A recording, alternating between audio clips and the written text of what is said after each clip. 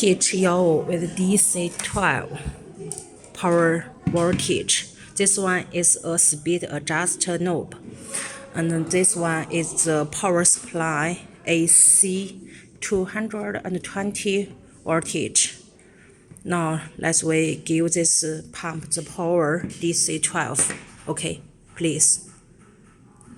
Now let's we adjust this speed knob. Okay.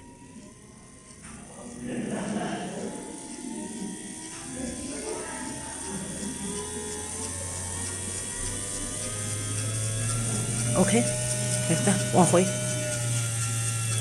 You can adjust the speed according to your real request. Thank you.